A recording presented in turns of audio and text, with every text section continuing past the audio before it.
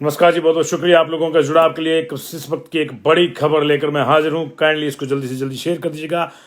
NPS संघ के कर्मचारियों के लिए बड़ी खबर है। जी हां, हिमाचल प्रदेश सरकार परसों से ओपीएस जारी कर सकती है। ऐसा हम इसलिए कह रहे हैं क्योंकि पहली कैबिनेट परसों होने वाली है। जी हां, लोहड़ी वाले दिन मुख्यमंत्री सुखविंदर सिंह सुक्खू ने कैबिनेट बुलाई है।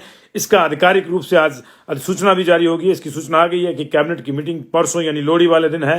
तो फिर तैयार हो जाइए, क्योंकि कांग्रेस ने यह वादा किया था कि पहली ही कैबिनेट में वो ओपीएस लागू करेगी और 10 गारंटियों में से जो गारंटियां उन्होंने दी है उनको लागू करेगी। जो 2-3 बड़ी गारंटियां थी उनमें ओपीएस और 1500 रुपये महिलाओं को 18 से 60 साल की उम्र के बीच की जो महिला उनको प्रति माह, और इसके अलावा 300 यूनिट बिजली फ्री करने की जो घोषणा थी वो बड़ी थी।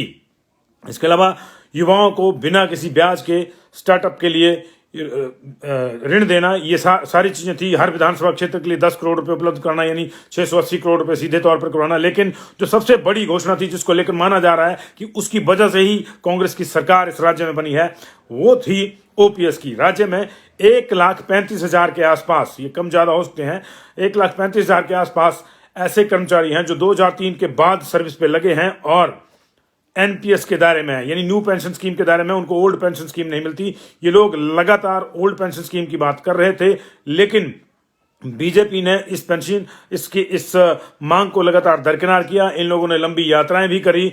चारों कोनों से एनपीएस के पदाधिकारी चले थे। शिमला में बड़े स्तर का एक प्रदर्शन हुआ था विधानसभा के दौरान, लेकिन इसके बावजूद इनकी मांग नहीं मानी गई। अंत तक जब 10 तारीख को प्रधानमंत्री नरेंद्र मोदी की रैली थी, उस दिन तक बीजेपी की ओर से इस घोषणा की उम्मीद की जाती रही, लेकिन उसके बाद फिर ओम प्रकाश शर्मा नाम का एक कोड जारी किया गया जिसका वास्तविक नाम ओपीएस ही था, ओल्ड पेंशन स्कीम ही था।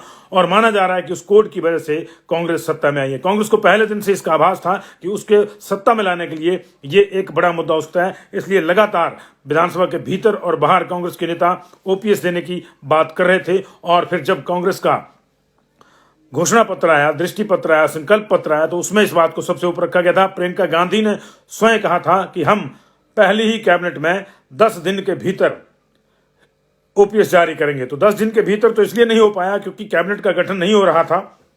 2 ही लोग थे, मुख्यमंत्री उप मुख्यमंत्री। हालांकि जिस दिन मुख्यमंत्री और उप मुख्यमंत्री की ओथ हुई थी उस दिन भी उप मुख्यमंत्री ने कहा था कि अगर 10 दिन तक कैबिनेट नहीं बनी तो मुख्यमंत्री और उप मुख्यमंत्री बैठकर डिसाइड करेंगे। लेकिन बाद में मुख्यमंत्री ने स्टैंड लिया, क्योंकि बड़ी घोषणा है इसलिए पूरी कैबिनेट का होना जरूरी है। पूरी अभी भी नहीं है, लेकिन विस्तार हो चुका है। अब मुख्यमंत्री और उप मुख्यमंत्री को मिलाकर 9 मंत्री कैबिनेट में हैं जो परसों पहली बार मिलेंगे ना। आमतौर पर कैबिनेट गठित होते ही जब पहली मीटिंग हो जाती है और उसमें जो है इस तरह की चीजें डिस्कस हो जाती है, तो बड़ा फैसला परसों अपेक्षित है। एनपीएस संघ का संघर्ष अंत तो गतवा उसकी एक अच्छी परिणति हो सकती है। उनको लोहड़ी बहुत बड़े पैमाने पर जो है मुबारक हो सकती है। अब इसमें बाकी पेच देखने होंगे कि एरियर का क्या होगा क्या नहीं होगा। अब कांग्रेस ने कहा था कि हम 2003 से ही देंगे, लेकिन एरियर वास्तविकता यह है कि जो नया पे कमीशन मिला है उसका भी एरियर पिछली सरकार नहीं दे पाई है, और वो जो है वो फंसा पड़ा है। युवराज जी कह रहे हैं कि उन्होंने घर में गोबर मूत्र रखा है। ठीक है, उसकी भी बारी आएगी उसकी भी बारी आएगी, क्योंकि किया है तो वो भी खरीदना ही पड़ेगा। तो आप अपना गोबर मूत्र संभाल के रखिए जी। फिलहाल ओपीएस को लेकर जो है बड़ी घोषणा परसों होगी, ये माना जा रहा है, क्योंकि अब इस मुद्दे से कांग्रेस सरकार बच नहीं सकती। फॉर्मूला क्या होगा क्या नहीं होगा अब इस पर नजर होगी, क्योंकि कई जगह के फार्मूले देखे जा रहे हैं। छत्तीसगढ़ का, राजस्थान का फार्मूला तो ऑलरेडी कांग्रेस ने स्टडी किया है। कुछ और चीजें भी देखी जा रही थी, क्योंकि देखिए ओपीएस देनी है तो मोटा मोटी जो है हर महीने 500 करोड़ रुपया सरकार को चाहिए होगा, और एक मुश्त 2000 करोड़ रुपए। ये विधानसभा में रिप्लाई है पिछली सरकार के मुख्यमंत्री माननीय जयराम ठाकुर जी का कि 2000 करोड़ रुपए एक मुश्त चाहिए और 500 करोड़ रुपए जो है हर महीने चाहिए होगा। अब इसका जो दूसरा पहलू है वो ये है कि हर महीने 95 करोड़ हर महीने, माफ कीजिए, हर महीने 500 करोड़ चाहिए, हर साल 500 करोड़ चाहिए। तो हर महीने 95 करोड़ एनपीएस फंड के तहत जो है NSDL, national security deposit limited को यहां से जाता है हिमाचल सरकार से। वो साल का लगभग 1200 करोड़ हो गया। पेंशन देने के लिए चाहिए साल का 500 करोड़, यानी 700 करोड़ का एक फंड फिर भी बचता है और उसे कहीं और यूटिलाइज किया जा सकता है। ये सारी जो संभावनाएं थी इनको लगातार बताया भी जा रहा था सरकार को, एनपीएस संघ की ओर से भी, कर्मचारी नेताओं की ओर से भी, और अब अंततोगत्वा वो दिन आ गया है जब लाखों परिवारों को इसकी घोषणा का इंतजार रहेगा। लाखों परिवारों की लोहड़ी अच्छी होने वाली है। हालांकि बड़ा मुद्दा यह भी है कि जो लोग सरकारी नौकरी में नहीं है उनके लिए सरकार क्या करती है। तो उनके लिए जो दूसरी बड़ी योजना है सरकार की, वो महिला वर्ग के लिए है।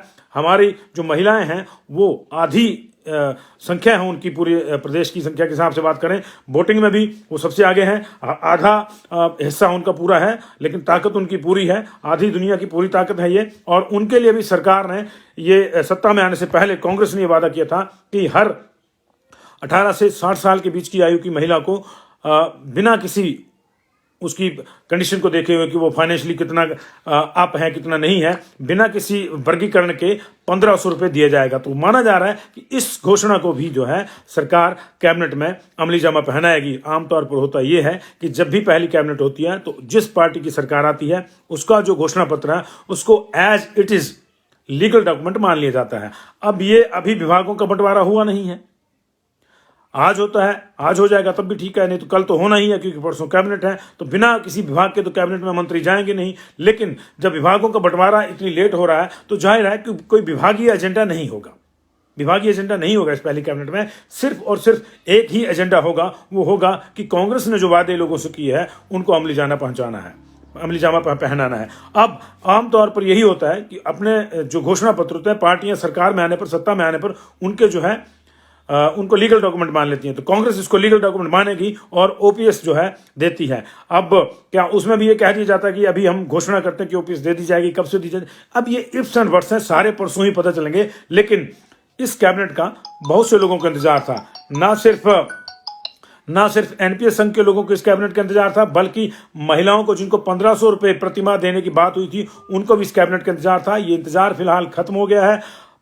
परसों यानी 13 तारीख को लोहड़ी वाले दिन 12 बजे कैबिनेट बुलाई गई है और 2 या 2.5 घंटे की अगर कैबिनेट चलती है जैसे कि माना जा रहा है तो फिर जो है उसके बाद जो है ये बड़ी घोषणा हो सकती है। तो ये इस वक्त की बड़ी खबर।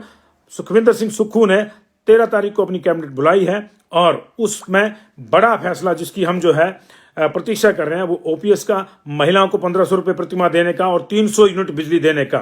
लगभग 22 लाख महिलाएं ऐसी हैं, कांग्रेस का अपना डाटा है ये, 21 से 22 लाख का, जो इसके लिए पात्र हैं। अब किस तरह से दिया जाता है, एक मुश्त दिया जाता है सबको, ये कब से नहीं दिया जाता है, ये होगा। 300 यूनिट बिजली की बघेल ने और भूपेश बघेल और राजीव शुक्ला ने घोषणा करी थी कि दिसंबर 2022 से दिया जाएगा। वस्तुस्थिति यह है कि पिछले महीने के जो बिल आए हैं जनवरी में, उनमें वो 125 यूनिट भी गायब है। बहुत सी जगह से शिकायतें आ रही है कि 125 यूनिट जो है वो माइनस नहीं हुआ है और बिल उसके भी आए हैं। तो ये देखना होगा। और इसके बाद जो है 80 रुपये गाय का दूध और 100 रुपये भैंस का दूध खरीदने की बात कांग्रेस ने कही थी और उसको मार्केट रेट पर सस्ता बेचने की बात करी थी, यानी उसमें भी सब्सिडी थी। ये किस तरह से होता है, क्या नहीं होता है, इसका मैकेनिज्म क्या बनाती है सरकार, ये देखना होगा। लेकिन ये 10 की 10 गारंटियां जो हैं वो पहले ही कैबिनेट में ओके होंगी, ये इसके लिए कांग्रेस भी बाध्य है। और इसमें कोई बड़ी बात नहीं है कि इनको होना चाहिए, लेकिन बड़ा सबसे फैसला 2-3 फैसले जो है आपको बताया, 300 यूनिट बिजली का, महिलाओं को 1500 रुपये का और ओपीएस का। महिलाओं के लेकर जो है पीछे बयान भी आया था कि बीपीएल की महिलाओं को देंगे, या जरूरी नहीं है कि अभी से देंगे, धीरे धीरे देंगे, 5 साल की सरकार है। ये सारी चीजें परसों साफ हो जाएंगी, क्योंकि इस पे कहीं से कोई आधिकारिक बयान नहीं थे। जो भी चल रहा था वो सोशल मीडिया पे चल रहा था। वास्तव में इसके बाद भी और कई चीजें हैं, चाहे वो आउटसोर्स वालों का मामला है, उसको भी एक लॉजिकल एंड तक पहुंचाना होगा, उसका भी एक समाधान ढूंढना होगा सरकार को। होमगार्ड के लिए पॉलिसी, एनएचएम के लिए पॉलिसी, और वो जो हजारों भर्तियां फंसी हुई हैं अलग अलग जगहों पे, उनको निकालने के लिए भी कहना था। उन्होंने कहा था कि हम कोई ऐसा मैकेनिज्म तैयार करेंगे कि भर्तियां जो है वो फंसे नहीं और 60 दिन के भीतर हों। अब उधर जो अधीनस्थ कर्मचारी चयन आयोग है वो सस्पेंडेड पड़ा हुआ है। ये सारी चीजें हैं, ये बिना एजेंडे के भी कैबिनेट में मुझे लगता है कि डिस्कस होंगी। तो इस वक्त की बड़ी खबर, ओपीएस वाले जिनको ओपीएस चाहिए थी वो तैयार रहें। परसों जो है वो कैबिनेट बुलाई गई है। 1500 वालों को भी इंतजार रहेगा, महिला वर्ग को, हमारी महिला माताओं बहनों को, कि उसकी घोषणा भी साथ ही साथ हो जाए। और 300 यूनिट बिजली का भी लोग इंतजार कर रहे हैं। बेसिकली ये 3 बड़े मुद्दे थे जिसके आधार पर जो है लोगों के मैंडेट को कांग्रेस ने लिया है पावर में आने के लिए, और कांग्रेस को पावर मिली है। अब जाहिर है कि इससे पीछे नहीं हटा जा सकता। अपनी जगह है वित्तीय स्थितियां, 72,000 करोड़ का कर्जा है, वो भी अपनी जगह है, लेकिन फिर वादे जो है लोगों ने नहीं कहा था करने को, ये कांग्रेस ने ही किए थे, इसलिए कांग्रेस को निभान होंगे। बहुत बहुत शुक्रिया। नजर रहेगी इस वक्त की बड़ी खबर, कैबिनेट परसों बुलाई गई है, आज शाम को या कल विभागों का बंटवारा हो जाएगा, लेकिन पहले कैबिनेट में कोई भी विभागीय एजेंडा नहीं होगा। संभवतः जो 10 गारंटियां हैं, जो कांग्रेस का घोषणा पत्र था, वही एजेंडा होगा, उसको लीगल डॉक्यूमेंट माना जाएगा। और बड़ी घोषणा ओपीएस 1,500 रुपये महिलाओं को प्रति माह और 300 यूनिट बिजली की, इसका सबको इंतजार रहेगा। बहुत बहुत शुक्रिया। Thank you very much.